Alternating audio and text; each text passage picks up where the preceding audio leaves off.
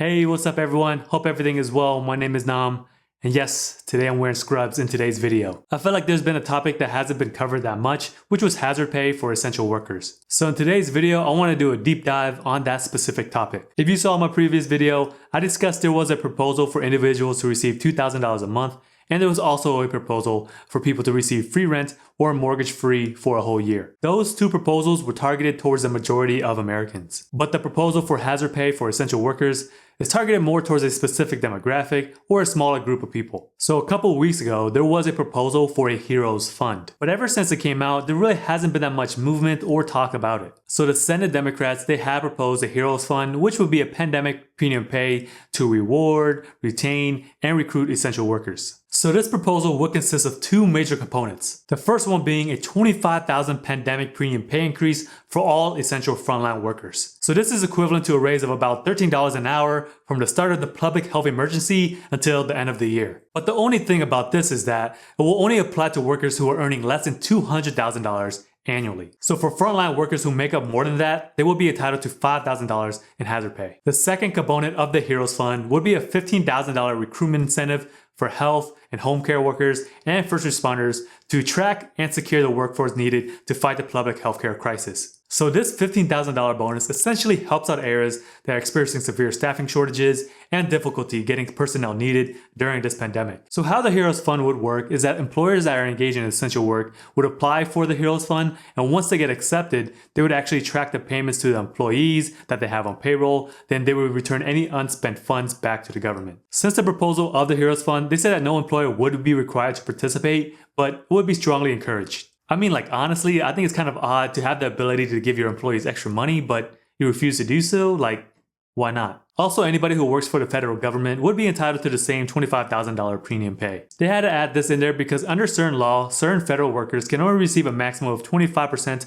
of hazard premium pay for exposure to hazardous substances. So this proposal would essentially override that law. But within this proposal, there are some vague statements, like who's considered an essential worker? Because in the proposal, they said that this will be a subject of debate. They said that this proposal was not meant to exclude any worker, but they hope that this proposal would encourage a discussion about how large and diverse the universe of workers truly is. This proposal would also include retroactive pay. So they said that all essential workers who have been in the front lines since the initial declaration of this public health emergency on January 27th could receive a lump sum of back pay of $13 per hour if this proposal does get through. So this fund does also go into the possibility of getting extended benefits for essential healthcare workers and first responders. Because in this proposal, they said that employers of these essential workers should be eligible to apply for a second round of premium pay funds up to $10,000 for those who continue to combat this pandemic. They also included death benefits, so in the unfortunate event, if a frontline worker that's making the ultimate sacrifice working during this pandemic, their families would receive the full amount of premium pay that they would be entitled to. So this proposal would also work to help to provide protection of PPE for all essential workers. You guys probably heard of news stories about how some hospital employees would have to wear the same N95 mask for a whole week. It's because at hospitals, they cannot source and keep up with the demand for the PPE. Even though with the previous CARES Act, they provided billions of dollars for PPE in hospital funding, but this proposal would just extend funding for those areas. As a side note, as of April 21st, with phase 4 of the stimulus package, they did increase funding for healthcare facilities up to $75 billion. So that was a quick rundown of what the Heroes Fund is all about, but that did leave a lot of questions. So first, let's talk about hazardous conditions and what counts towards hazardous pay. So according to the Department of Labor, they said that hazard pay means additional pay for performing hazardous duty or work involving physical hardship.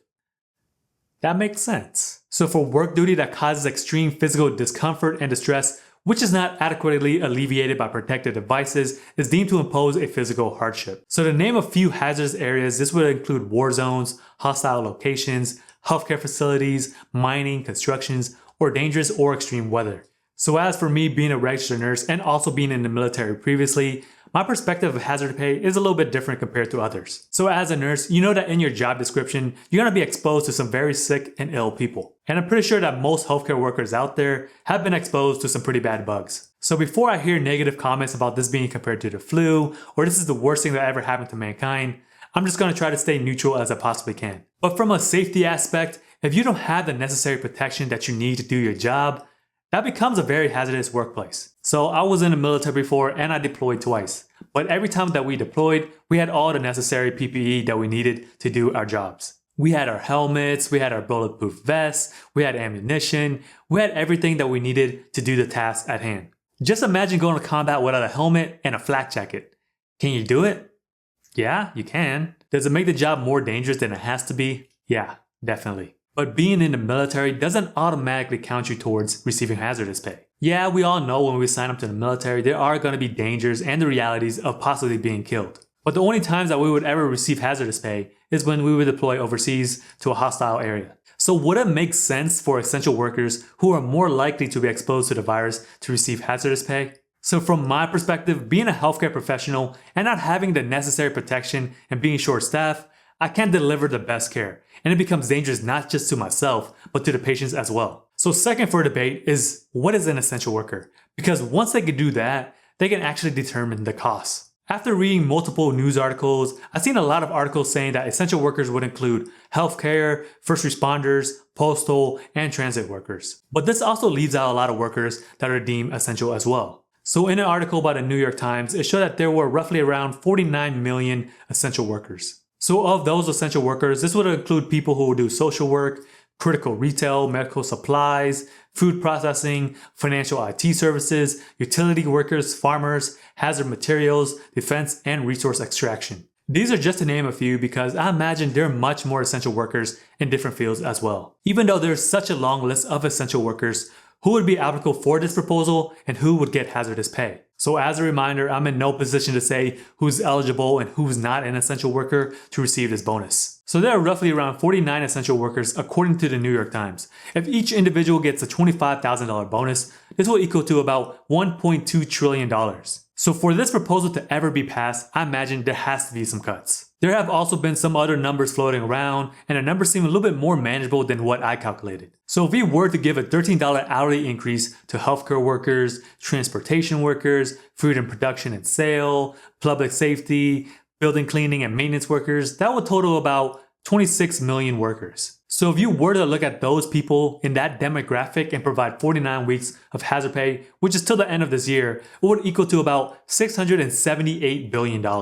Of course, this number can change if they want to provide shorter weeks, like 11 or 29 weeks, or whenever this pandemic does slow down much more. So another number that's being thrown around is the hourly wage increase of 25%. So the main reason why this number would be considered is because it's the federal government's cap on their workers' hazardous pay. So for workers with the lowest earnings, which includes fast food workers and cashiers, their median wage may only be around $11 an hour. So with a 25% increase, these workers will only see an extra $2.75 an hour. So given this pandemic, a 25% increase may not be high enough. So with the same numbers of workers previously, with 26 million workers, if you were to pay 49 weeks of hazard pay at 25% hourly wage increase, that would cost roughly around $251 billion.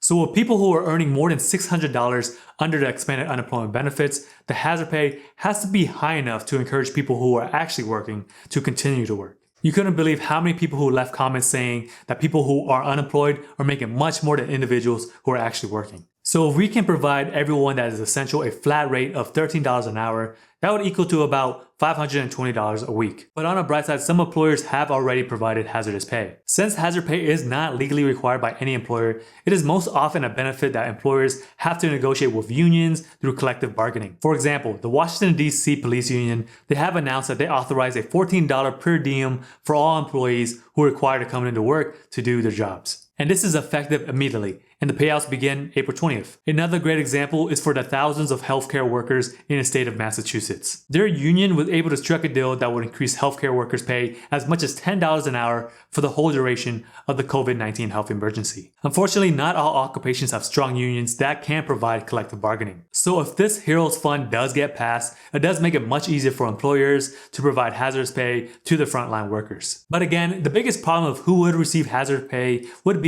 who is considered essential, because it has to be at a local and a federal level. A nurse in New York City may be considered, while a nurse in Hawaii may not. And since the term essential worker is not clearly defined, workers who would receive hazard pay would be different in every proposal. If they really can't identify who will receive the hazardous pay, the cost of funding the Heroes Fund is truly difficult to estimate. Alright guys, so let me know in the comments below if you think essential workers should get hazardous pay.